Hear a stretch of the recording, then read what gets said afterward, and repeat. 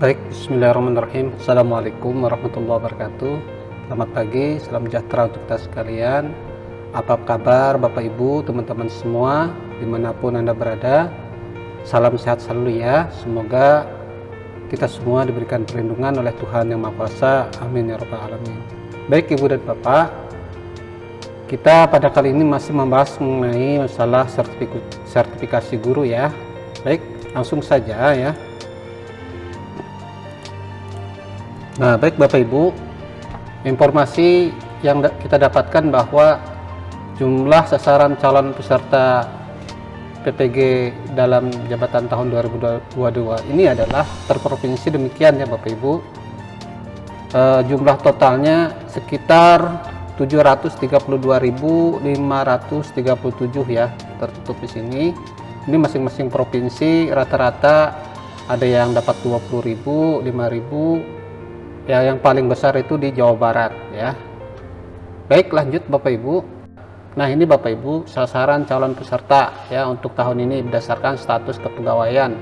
Yang GTY ada 191.000 kurang lebih, honorer daerah atau Honda 558.000, honorer daerah tingkat 2 ada 132.000, PPK 166.000, PNS, CPNS 183.000. Totalnya 732.537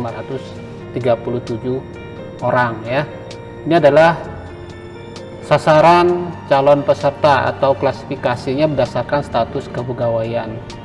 Kemudian ini kita lihat jadwal seleksi administrasi ya Bapak Ibu, sudah jelas di dalam surat edaran sebelumnya ya. 10 sampai 23 itu pendaftaran dan pengiriman berkas, 10 sampai 25 itu perbaikan atau pengiriman berkas ya. Nanti akan diverifikasi yang bersangkutan mendapat notifikasi ya, ditolak perbaikan. Kemudian tanggal 10 sampai tanggal 28 Februari ini akan ada muncul notifikasi berkas, yaitu disetujui, ditolak perbaikan atau ditolak permanen. Kemudian pengumumannya adalah tanggal 4 Maret ya, pengumuman hasil seleksi. Nah, selanjutnya bagi yang lulus seleksi administrasi dapat mengikuti tahapan selanjutnya. Nah, ini ada dua catatan penting Bu Bapak. Yang pertama adalah guru yang diundang akan mendapatkan notifikasi undangan pendaftaran di akun PKB masing-masing cek mulai tanggal 10 Februari ya, tetapi info terakhir kita dapatkan kalau ditunda ya sekitar 2x24 jam. Kemudian catatan penting lainnya adalah linearitas bidang studi PPG yang dipilih berdasarkan prodi atau jurusan S1 yang dimiliki ya, bukan yang diampu, bukan berdasarkan mapel yang diampu, tetapi berdasarkan bidang studi S1-nya dan PPG, studi PPG. Baik, lanjut. Dan ini Bapak Ibu persiapan pendaftaran dan seleksi sudah jelas ya, ini Bapak Ibu syarat-syaratnya di dalam SE ini sama. Begitu juga dengan persyaratan atau kriteria peserta ya. Kriteria peserta di sini semua sudah dijelaskan sebelumnya.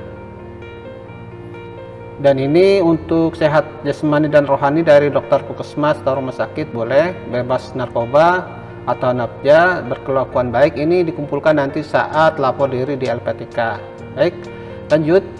Nah, ini persyaratan administrasi sama ya Ibu Bapak, hanya di sini Bapak Ibu harus menyiapkan dokumennya baik itu ijazah S1-nya, kemudian SK pengangkatan sebagai guru, kemudian SK kenaikan pangkat terakhir bagi PNS, SK pengangkatan 2 tahun terakhir bagi non PNS ya. Kemudian SK pembagian mengajar 2 tahun terakhir 2020-2021 atau 2021-2022. Jadi di sini bisa masing-masing sekolah ya, ada yang per tahun, ada yang per semester ya.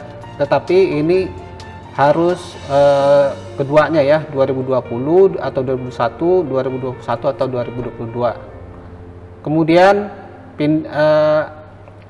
dokumen fakta integritas. Nah, ini jangan lupa Ibu Bapak, fakta integritasnya ditandatangani dan dilampiri materai 10.000. Nah, kemudian Bapak Ibu, tata cara pendaftaran sudah jelas ya di dalam surat edaran tersebut ya. Bapak Ibu bisa buka di laman resminya ppg.kemdikbud.go.id menggunakan akun SIM PKB masing-masing ya. Oke. Ini sudah jelas, nanti ada statusnya, nanti hasil verifikasinya akan ada 3, disetujui, ditolak perbaikan, dan ditolak permanen. Kalau dia ditolak perbaikan ya, ini berarti Bapak Ibu ada kesempatan untuk memperbaiki berkas yang kurang lengkap. Kalau ditolak permanen ya, berarti Bapak Ibu sudah tertutup kemungkinan mengikuti seleksi. Kemudian ini Bapak Ibu yang perlu kita perhatikan juga, apa sih yang akan diverifikasi dan validasi oleh petugas Perpal LPMP. Ini ada 5 poin ya yang akan dicek petugas Perpal LPMP. Yang pertama adalah ijazah. Ijazah ini nanti akan cek kevalidan atau keasliannya, palsu atau tidak ya. Kemudian dicek juga linearitasnya dengan pilihan bidang studi PPG. Dicek prodi atau perguruan tinggi itu ditemukan atau tidak ya. Kemudian dicek SK awal mengajar. Dicek validitas atau keasliannya, dicek tanggal tahun ditandatangani sesuai dengan TMT-nya, syarat TMT, dicek asal instansinya mana, di bawah naungan Kemdikbud atau yang lain dan merupakan sekolah formal. Kemudian poin yang ketiga, SK keaktifan mengajar 2 tahun terakhir. Ini dicek valid atau tidak ya, asli atau tidak.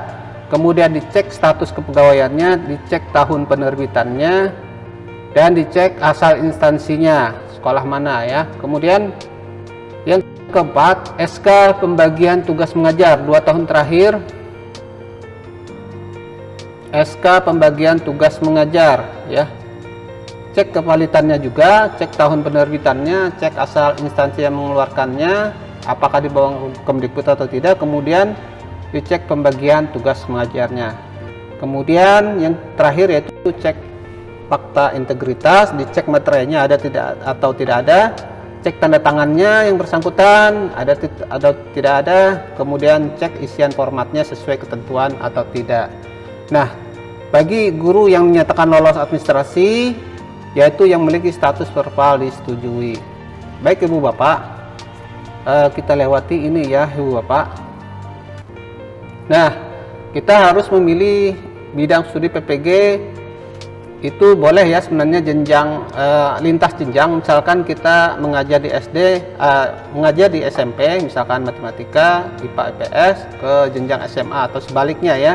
Yang penting kodenya sama, rumputnya sama, dan ada di dalam tabel linearitas ya. Misalkan ini guru sejarah S1 atau sosiologi, antropologi mengajar sejarah di SMA atau IPS di SMP dapat memilih PPG sejarah, sosiologi, dan antropologi. Begitu juga dengan guru prakarya dapat memilih PPG sesuai dengan S1 atau D4 yang dimiliki. Misalkan S1 fisika memilih PPG fisika. Guru prakarya memilih bidang studi PPG yang linear dengan S1 atau D4 masing-masing. Linearitas cerdik dengan mapel prakarya dapat dilihat pada Permendikbud nomor 16 tahun 2019 ya. Kemudian bagi teman-teman guru TIK atau informatika di SMP atau SMA dapat memilih bidang studi PPG teknik komputer atau informatika pada jenjang SMK ya. Baik Bapak Ibu, kita lanjut. Ini tabel linearitasnya ya Bapak Ibu. Kita lihat sosiologi. Ini program studinya ya. Sejarah. Oke, ini nggak bisa ditampilkan semua ya Bapak Ibu, bisa dicek sendiri di tabelnya. Baik Bapak Ibu, demikian yang dapat kita sampaikan. Sekali lagi terima kasih dan mudah-mudahan bermanfaat. Assalamualaikum warahmatullahi wabarakatuh. Salam sehat selalu.